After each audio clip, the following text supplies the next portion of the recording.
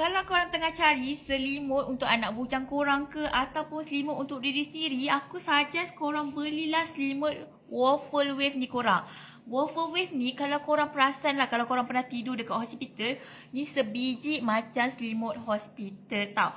Material dia ni jenis kain cotton, 100% cotton. Kain dia lembut, tebal.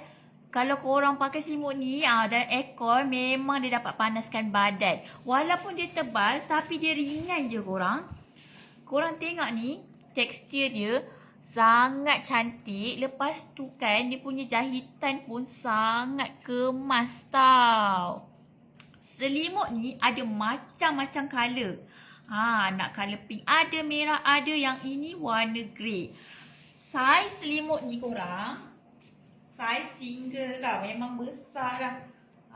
Memang besar, lagi tinggi daripada aku ni. Kalau korang nak dapatkan selimut kain waffle ni, tekan dekat Beg Kuning sekarang. Harga sangat-sangat murah.